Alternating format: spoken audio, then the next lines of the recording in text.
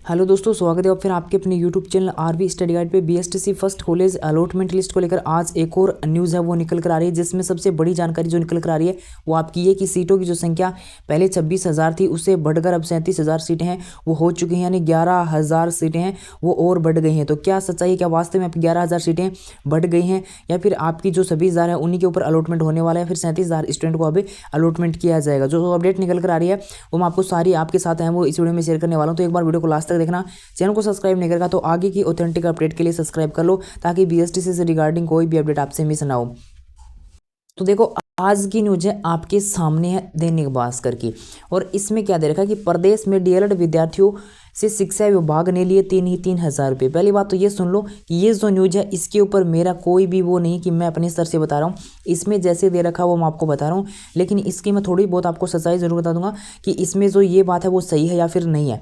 ठीक है, तो एक बार लास्ट तक वीडियो को देखना, न्यूज़ है वो निकल कर आ रही है तो मेरा कर्तव्य आपके साथ शेयर करना कि आखिर अलॉटमेंट है वो कब तक हो सकता है।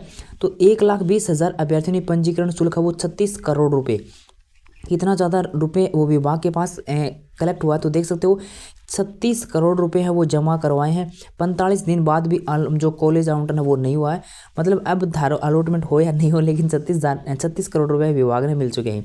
आखिर ऐसा नहीं है, विभाग जो आपका अलॉटमेंट होगा उसके बाद अगर कॉलेज अलॉटमेंट नहीं होती तो आपको रिफंड भी किया जाएगा, विभाग है वो पैसे नहीं रखेगा। तो उसके बाद यहाँ पे जो जानकारी दे रखी है वो यही दे रखी है कि 45 दिन बाद आपका अलॉटमेंट है वो नहीं किया गया, 3,000 रुपये लेकर आपको 36 करोड़ रुपये वो जमा करवाएं विद्यार्थियों से। उसके बाद आते हैं अपन यहाँ पे, जो मैं आपको बोल रहा हूँ कि 11,000 सीटों में बढ़ोतरी हो चुकी है। तो यहाँ पे आप देखोगे तो आपको सीधा सीधा देखने को मिलेगा कि 377 कॉलेजों में 1,20,000 में से 37,000 को देना प्रवेश, 83,000 अन्य कोर्स में जाएंगे। जबकि टोटल सीटें जो है आपकी पहले थी 26,000 सीटें और यहाँ पे दे रखी हैं 37,000 सीटें, और टोटल कॉलेजों की संख्या वो यहाँ पे वही की वही दे रखी है 377। तो आखिर क्या ये माजलू की है, क्या वास्तव में 37,000 सीट हो चुकी हैं या फिर 26,000 ही हैं? तो सीधी सी बात है, काफ़ी स्टूडेंट ना यहाँ पे न्यू लगो कि यहाँ सीटां की संख्या वो बढ़ोतरी हो चुकी है और सीटां की जो संख्या वो अभी यहाँ पे 37,000 हो चुकी है, लेकिन ऐसा नहीं है। यहाँ पे ये मिस प्रिंट हुआ यानी फिर गलती से न्यूज़ है प्रिंट हो चुकी होगी, लेकिन जो कॉलेजों की संख्या बढ़ेगी ना तो यहाँ पे आपकी सीटों की संख्या वो बढ़ सकती है, लेकिन यहाँ पे कॉलेजों की जो संख्या है वो है कि वही है, यानी 377 कॉलेज ही हैं। तो ऐसा हो सकता है क्या कि एक साथ आपकी 11,000 सीटें हैं वो बढ़ा दी जाएँ? मुझे तो नहीं लगता कि एक साथ 11,000 सीटें वो आपकी बढ़ जाएँ, ऐसा नहीं है। जो सीटें आपकी 26,000 हैं वो 26,000 की 26,000 ही हैं। अगर सीटें बढ़ेंगी तो एक साथ 11,000 सीटें हैं वो नहीं बढ़ेंगी, मतलब ये कि 37,000 सीटें हैं वो नहीं हुई यहाँ पे। ठीक है, कॉलेजों की संख्या वो 377 ही है। तो अगर कॉलेजों की संख्या बढ़े तो अपन माने कि हाँ सीटें हैं वो संख्या बढ़ सकती हैं, लेकिन कॉलेज तो वही की वही है 377। तो फिर आप ये न्यूज़ है वो आप ये मत मानना कि 37,000 सीटें हो चुकी हैं, 26,000 ही सीटें आपकी हैं। बस मेरा ये स्थिति आपको क्लियर करनी थी।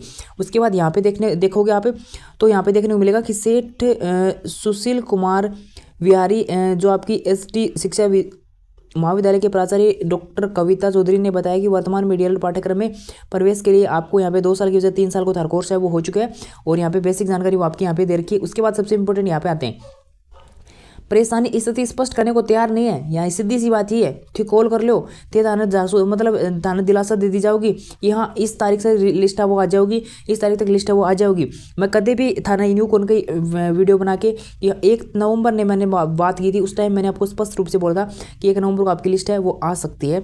उस टाइम मतलब पूरी उनके द्वारा ये बोला गया था कि आज लिस्ट आपकी कन्फर्म आ जाएगी। उसके बाद मैंने कभी भी वीडियो के माध्यम से आपको ये नहीं कहा कि मैंने विभाग में बात की है और उनके द्वारा ये बोला गया है, बात कर लो, उनको ये बोला जाएगा आपको कि हाँ इस तारीख तक लिस्ट है वो आ जाएगी। लेकिन फाइनली यहाँ पे न्यूज़पेपर वालों ने भी यहाँ पे वहाँ पे जाकर स्थिति स्पष्ट करने की कोशिश की, लेकिन उनके द्वारा भी यहाँ पे इनको भी कोई स्थिति स्पष्ट करके नहीं बताएगा कि कब तक लिस्ट है वो आ जाएगी। परेशानी स्थिति स्पष्ट करने को तैयार नहीं है, मतलब इनको भी नहीं बताएगा कि कब तक आपकी लिस्ट है वो आ जाएगी। ठीक है, बता दें कि 1,20,000 विद्यार्थियों ने करीब 37,000 विद्यार्थियों को प्रवेश हो पाएगा। यहाँ पे हर मतलब लाइन में ये लिखा हुआ है कि 37,000 सीटों के ऊपर अलॉटमेंट है वो किया जाएगा।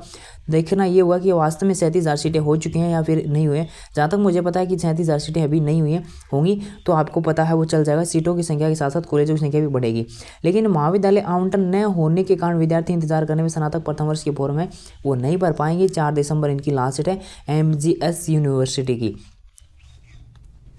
वहीं पीटीटी के बारे में भी आप थोड़ा सा बताएगा कि 4 ईयर पाठ्यक्रम में बीए बीएड बीएससी बीएड विद्यार्थियों को प्रवेश नहीं ले रहे हैं कि कहीं उनका डीएलएड में महाविद्यालय आवंटन है वो न हो जाए।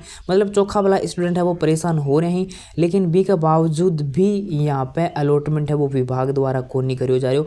आखिर क्या रीज़न है? रीज़न मैंने जो वो बता दिया। दूसरा रीज़न ये है कि विभाग की सरासर लापरवाही है। कुछ भी हो चाहे विभाग की सरासर लापरवाही है। 31 अक्टूबर को जो समन्वयक थे, जो पंजी का पद है वो रिक्त हुआ था। 18 अक्टूबर आपकी लास्ट डेट थी। तो जो पहले के भी ये 11-12 दिन बचते हैं ना, इनमें भी इनका अलॉटमेंट है वो किया जा सकता था।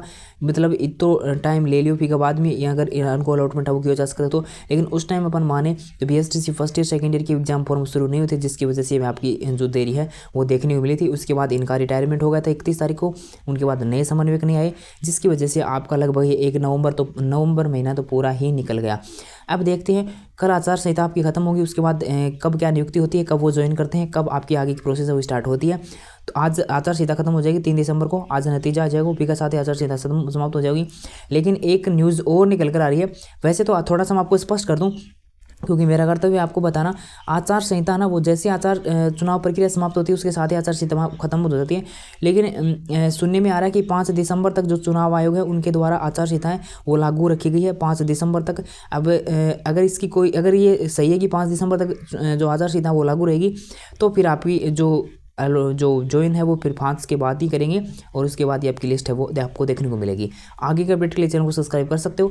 जो 26,000 सीटों से जो 37,000 सीटों की जो ये जो मुआवजलो है, ये मैं थोड़ा सा अभी थे ध्यान ना दो, केवल और केवल 26,000 सीटें ही मान के चलो, क्योंकि 26,000 सीटों से 11,000 सीटें एकदम से बढ़ाकर 37,000 सीटें करना इतनी मतलब आम बात नहीं है। इतने बहुत लंबा टाइम लगेगा। अगर इतनी कॉलेजों की संख्या बढ़े तो भी कुछ माने तो, लेकिन कॉलेजों की संख्या भी वहीं की वहीं है, तो सीटें आपकी 26,000 ही है। ठीक है।